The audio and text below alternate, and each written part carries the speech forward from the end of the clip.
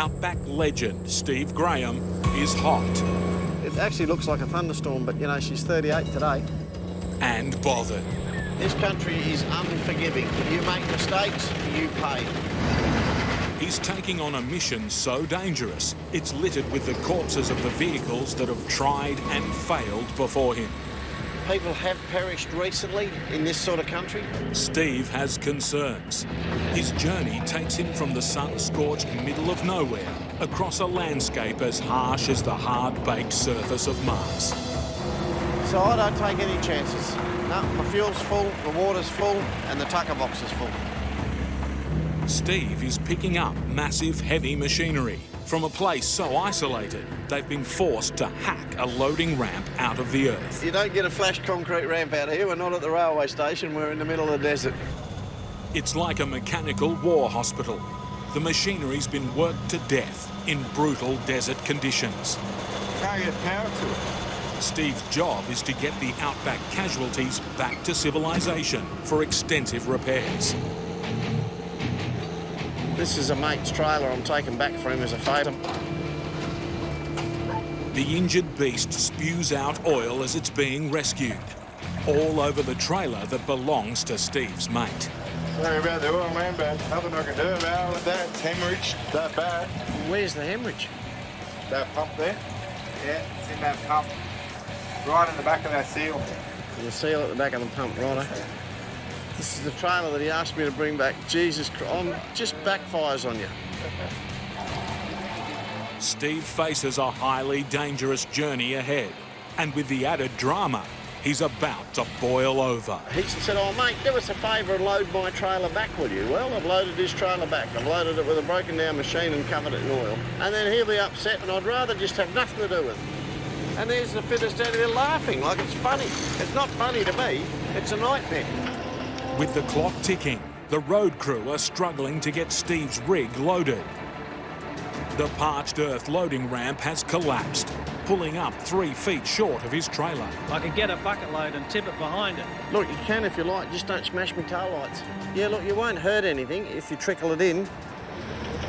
They have no choice, ramming the gap with old tyres and loose soil, and Steve's not happy. Probably smashed the tail lights. It's a rough as guts loading ramp, but it might just work.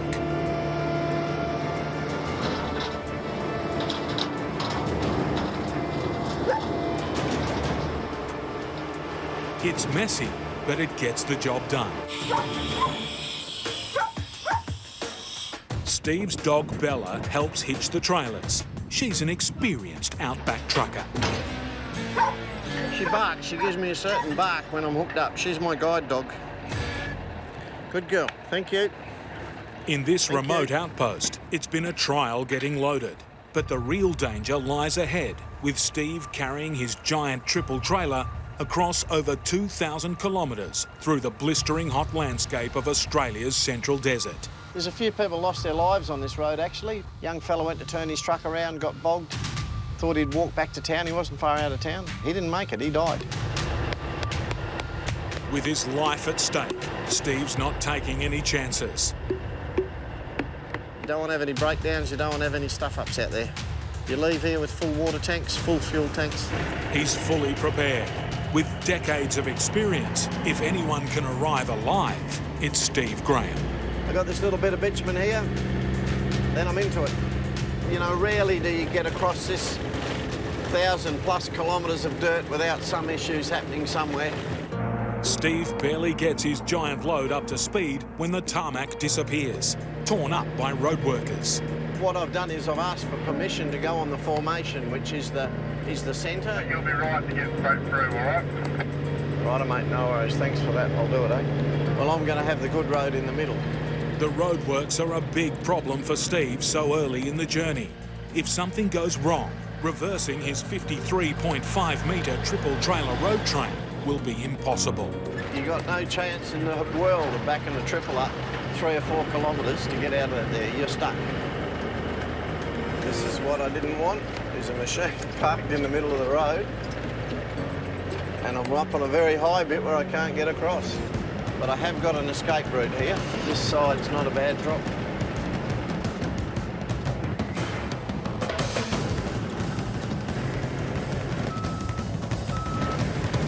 So there you go, that was interesting. For Steve, it's out of the frying pan and into the fire. It's hard to find a bit that you like along here. He faces a bone-rattling 2,400-kilometre journey on some of the worst corrugated roads in the country. When I was 8, I saw a big truck like this drive past the gate, and I dreamt when I grew up I'd drive one, but it didn't have corrugations in the dream. They just flog you, they break your gear, they flog you. This is just ridiculous. Steve's journey takes him right through the dead heart of Australia on a road that's no stranger to taking lives. I wouldn't like to be walking around out there to be 40-something degrees. She's hard and she's dry. I've got to keep the window up, there's that much dust out there. A bad day gets worse. Out of the blue, a choking desert sandstorm. And it's as hot as hell, and it's blowing dust. It's all dust and heat now. It's a bit of a struggle, but... Visibility is near zero, and Steve is questioning if it's safe to push on. I might have to give this away, sir. Unbelievable. We're now in the dead heart of Australia. In this deadly environment, small problems can escalate into life-threatening emergencies. You don't treat this place lightly. You don't get smart with it. It'll slap you down pretty quick. You know, we've got the Great Victoria Desert in front of us and 1,000+ kilometres of empty country. There's not a lot out here. Right there's people that didn't make it. You know, how would you like to be in that? That's the end of that car. You're just up here once. I ran out of wheel bearings. I was sitting on the side of the road down here for 4 days. I think 2 other vehicles came along in the 4 days. From what I can see of it, the load looks all right, but I'll pull up here and check it. A few things have come loose here and there, but you expect that. In the scorching heat, just getting out of his truck is a risky move.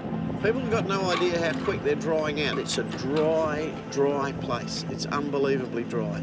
So the moisture is just quietly leaching out of you. High temperatures and a heavy load put Steve's engine under strain. The old truck's working hard up this hill here. It's been a pretty low gear going through here. It's a bit of a struggle. And of course, we're in this real sandy stuff. I've got my power divider lock engaged, which means both my axles are driving. Conditions are so bad, even a passing vehicle becomes a serious threat. You've got to give them room. I'm losing traction, and you can get bogged here. This is gutless sand here. Get going, mate. I've got to get over there. Shit, I could get bogged here. Daybreak, and Steve makes an early start, seeing the positives of his trucking lifestyle. It's a pretty pleasant outlook. Nice start to the day. Most people don't have an office like this, do they, Billy? Right, that's it. It's time to go to work. Yesterday was brutally hot, and today's a complete change. An amazing night last night. Here I am in the desert, and I was worried about drowning. It went off around me. It's better than TV. One strike must have been pretty close because the CB wireless started scrolling around and all the channels were changing like mad. Yeah, and the lightning started to fire off behind me, and it was amazing watching it. It's just another big show of force from good old Mother Nature. 10 kilometres down the road, and Steve sees the results of last night's entertainment. Glad I didn't camp here. Look, there's a tree there where I reckon the lightning's hit it and blown it to smithereens. Once a fire goes through the country like that, it's a terrible, terrible, bleak-looking landscape. And there's no fire brigade. Someone's not going to come and put it out. It's going to burn for months and for hundreds of kilometres. It looks like the storm isn't over. On the horizon, a threatening cloud formation. I don't like the look of that at all. Steve presses on, and the dark grey skies unleash. Now it's raining. It's nuts. It doesn't rain here sometimes for years. And, you know, here I am. I've got to get a raincoat out. I mean, people should pay me to break droughts. I just can't believe I'm in the middle of the desert. It's the hottest hardest time of the year, and I've driven into a rainstorm. All right, let's have a look at this weather map. Got it. It's forecasting thunderstorms for today. Let's have a look at the radar. Oh my God, have a look at that lot. There we are, right in the middle of that circle. The rest of the country is pretty well dry, and right where I am, I'm just on the edge of that lot, and that's where I'm going, right through it. That's me, straight through all this lot. Unbelievable. There is no other route to Perth. With a massive 1,200 kilometres still ahead, Steve has no choice but to push on. Steve reaches the halfway mark on Australia's longest shortcut, the Great Central Road. It's ferociously rough, and for Steve, it's riddled with bad memories. Well, when you travel any road, there's always memories associated with it. On this next bend up here is where Teeny died from the poison bait. She's buried just up here. Just 3 years ago, Steve's dog Teeny died tragically on this road when she ate the toxic bait used to rid the outback of feral pests. Now, Steve's new dog Bella is riding shotgun. Bella wants to get out and have a look here. She knows we're going to stop here. We're a bit further out of town and the danger of baits seems less. Now it's blowing a gale up here. I can't keep up with this weather. Anyway, check the gear.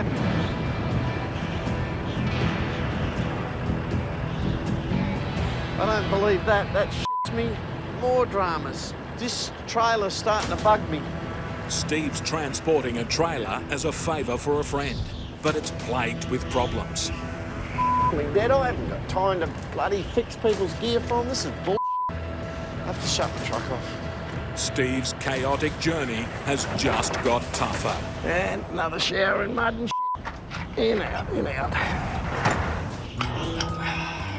You got 3 axles running like that. They've all got to run in line. And the torque rod between the front axle and the middle axle's gone.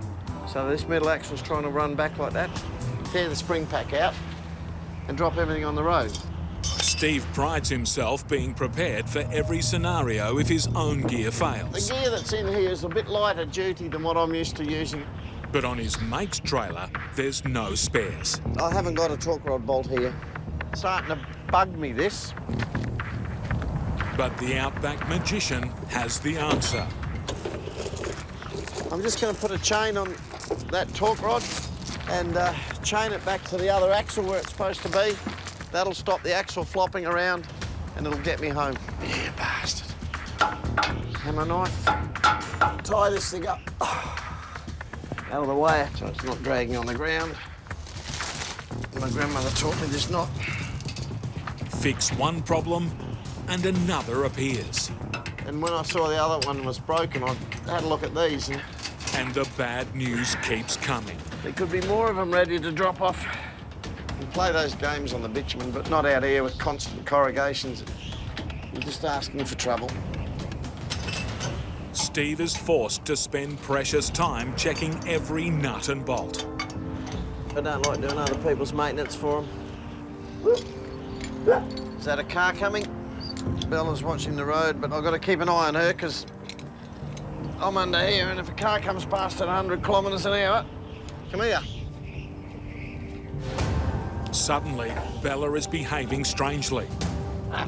She hasn't picked up a bait, has she?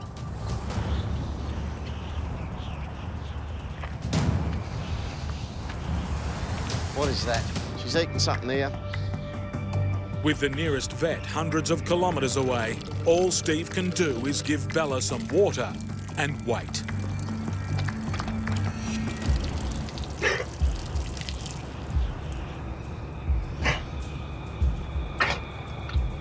She's a good watchdog. She's turned into a bit of a bush dog. Oh, she looks like she's settled down. She might have got rid of it. Righto, Belly. Let's see how you go, eh? You right? Come on. You feel better? OK, come on, we'll have a go. You tell me if you're going to be sick, all right? I've just done a temporary repair there. It should be right for the dirt.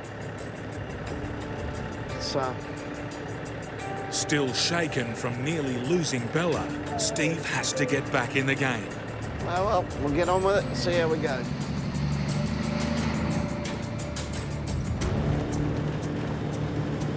Looks like dog's all right. After losing Teeny, I really worry when I start seeing what could be the first symptoms of it. I don't want that to happen again. The road deteriorates, spelling trouble for Steve's damaged trailer. The mine driveway up here is when it's really going to go bad. We're in about 5 or 6 kilometres, and that's when the real pain's going to start. This is where I worry about, you know, light torque rod bolts now that we're down to this pounding hard yakka. There I was averaging 65, 70 kilometres an hour. Now I'm doing 25 and that's a bit quick. I'll have to back it off and walk it through.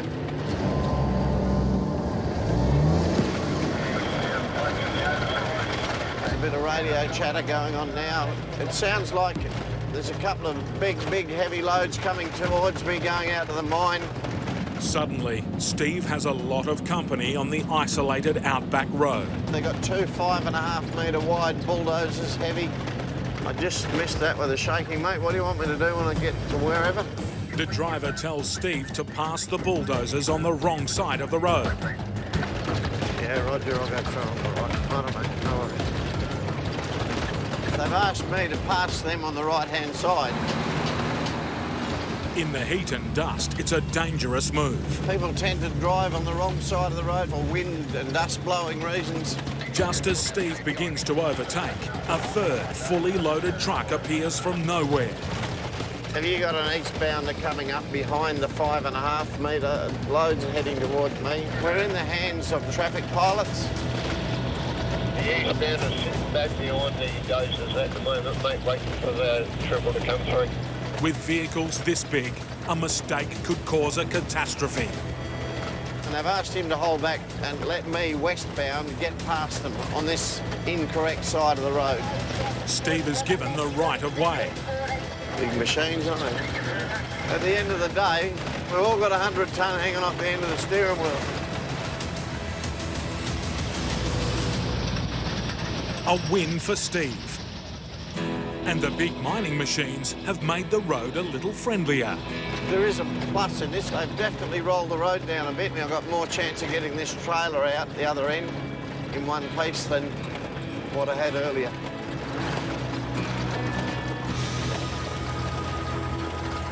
And the good news doesn't stop there.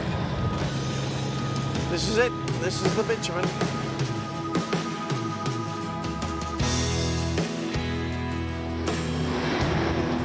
You know, you feel happy each time you get a load across this road. Oh, gee, this stuff feels nice. It's nice to see already. It's quieter, it's smoother. I can see why people don't want to go out doing what I do. Steve's on the home run, with just under 1,000 kilometres left to his front gate. You don't want to get complacent just because you've got on the bitumen road. You've still got to remember that you've got a lot of freight on the back. So just don't relax your guard. As he gets closer to his destination, Now I've got to watch my truck driving here. I'm getting very close to the road train terminal. strict road rules force Steve to shrink his road train from 53.5 metres to 19 metres. So it's a big game of leapfrog. You start off with a triple road train going down like the road like that and end up taking them home one at a time. I'll leave this trailer here now. A contractor will take it to Perth for me tonight.